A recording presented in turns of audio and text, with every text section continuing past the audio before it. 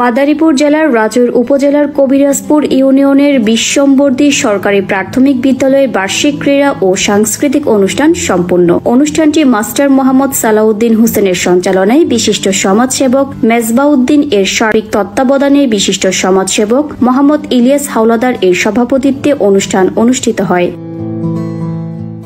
Staff reporter Shahadat Hossain জানান, অনুষ্ঠানে প্রধান অতিথি হিসেবে বক্তব্য রাখেন বিশ্বম্বদ্বী নীলামবদ্বী ফোরকানিয়া মাদ্রাসার সভাপতি, বিশ্বম্বুদ্ধি যুব উন্নয়ন সমিতির সাধারণ সম্পাদক মোহাম্মদ ইলিয়াস হোসেন। বিশেষ অতিথি হিসেবে বক্তব্য রাখেন বিশ্বর বুদ্ধি যুব উন্নয়ন সমিতির সাধারণ সম্পাদক ফকর উদ্দিন, মাদারীপুর জেলা হিসাব রক্ষক সুপারিনটেন্ডেন্ট আবুল বাশার হাওলাদার, এস.আই. সানোয়ার হাওলাদার, বিশিষ্ট ব্যবসায়ী আতিকুর রহমান, কবিরাজপুর ইউনিয়ন যুবদলের সাবেক সভাপতি, বিশিষ্ট সমাজসেবক যুব উন্নয়ন সমিতির ক্রীড়া সম্পাদক আফজাল হোসেন হাওলাদার। অনুষ্ঠানে বক্তব্য রাখেন বেসন বুদ্ধি সরকারি প্রাথমিক বিদ্যালয়ের প্রধান শিক্ষিকা অপরাজিতা ব্যানার্জি, মাস্টার আলিমুজ্জামান, ইতি আক্তার, আলেয়া বেগম।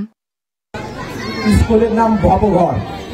একজন শিক্ষিকা কমিটির সম্মানিত সদস্য এবং আমি সংক্ষিপ্ত বক্তব্য রাখার জন্য আহ্বান জানাচ্ছি এবং যুব উন্নয়ন সমিতি বিশ্বম্বর্দী হাই স্কুলে আমাদের ছেলেদেরকে তারা কোনো অংশে ভালো করে না, বরঞ্চ আমাদের এখানে যে শিক্ষকরা আছে তারা কিন্তু সবাই মাস্টার্স পাস।